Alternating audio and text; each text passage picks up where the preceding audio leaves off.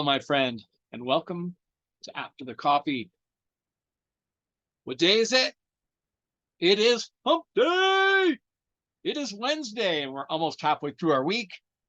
And on Monday, we were talking about a situation that happens to many of us, perhaps even all of us at what point in time.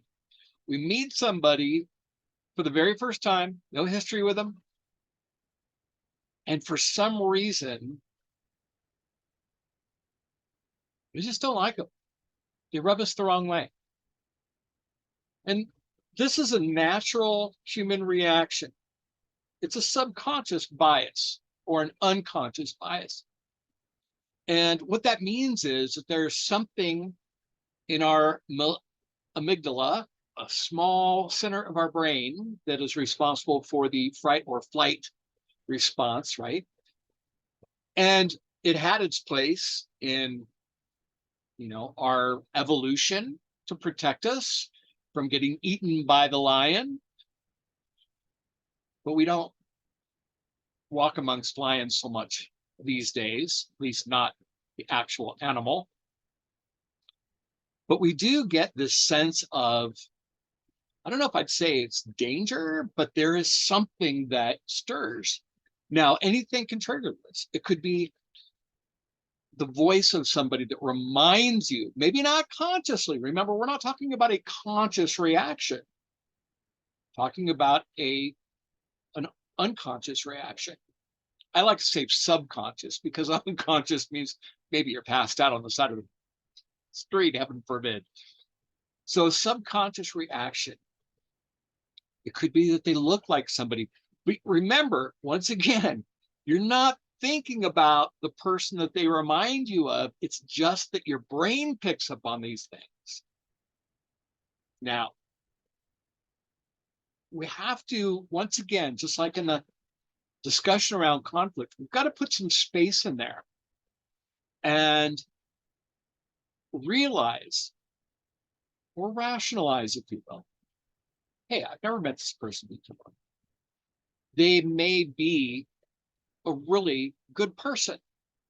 I need to give them that opportunity to create and establish a relationship. And remember, as leaders, we're responsible to establish positive relationships, even when our inclination, our intuition goes counter. So that's something to take into consideration. Now, this always reminds me of a story that Dr. Stephen Covey used to share. You see, one day he was riding on a subway, relaxing on his way back from a business engagement. And he's, reading a book. And this man with his two children get on the subway. And his children are running up and down the aisles. Dad is sitting there oblivious of the interruption that these kids are causing. I mean, they're pulling newspapers out of people's hands, they're screaming and yelling and goofing around. And it really irritated him. He's like, gosh, why does this guy not have any control over his children? Can't he see they're disrupting everybody on the subway? He started feeling angry. He finally turned to the father and said, look, can you control your kids? They're causing a great deal of uproar. And the man turned to him and looked at him and said, yeah, you're probably right. I should control them. I guess they're having a problem dealing. My wife, their mother, just passed away. And I guess they're having a difficult time dealing with it. I guess I'm having a difficult time dealing with it. And Stephen, in that moment, had a paradigm shift.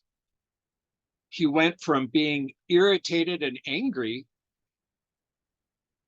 to compassion in that moment. Look, we don't know people's histories. We don't know what created their personality. We don't know these things. But I can guarantee you, as a human being, we all have gone through periods of suffering. We need to be able to catch ourselves in the moment with an emotion that we don't understand, nor do we have evidence for having, and sit back and say, you know what? I'm feeling uncomfortable. I'm feeling this emotion, but I really need to take the time to work through this relationship. You know, there are personalities that we get along with very well, and there will be personalities that we don't get along very well with, but we need to be able to manage our participation in those relationships. Look, it's not easy, but it is important because we never know what relationships are going to become the most valuable ones. As I shared on Monday, I had the feeling of adversarial dynamics with my teammate, my partner, one of my partners on a team that I was on. And I felt threatened.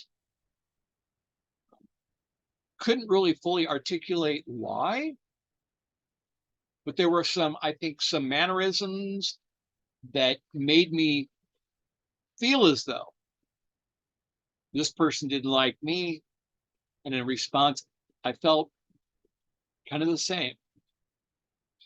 But I depended on that person, and they were going to depend on me.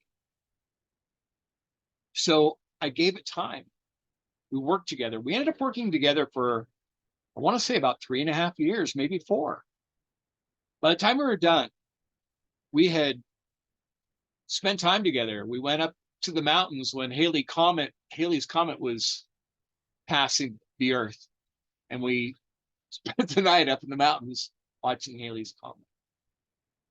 And now I look back at our relationship with a great deal of joy and appreciation for having the opportunity to be his teammate. So understand that the process, this happens, it's dynamic, that happens in relationships. We're going to meet hundreds of thousands of people within our lifetime. We're not going to automatically like everyone, but we do need to give them the space, and we do need to try to make an effort. It's not a matter of evaluating whether their relationship to us is important or not. I am of the school that believes that all relationships are important, that we cross paths for a reason, even if it's a momentary one. So I want you to think about that. If you have those feelings towards somebody, whether you can provide evidence for why you have those feelings or not, that you step back and allow compassion to enter into your thoughts. You know, put things in perspective. Realize that there'll be people who meet us, not know us, and not exactly maybe like us. It's about time, space, and mindset. Being open. If we have positive relationships with those who are difficult, then others will see us as more approachable. It's the old saying, you know, the one who is hardest to love is the one who needs it the most.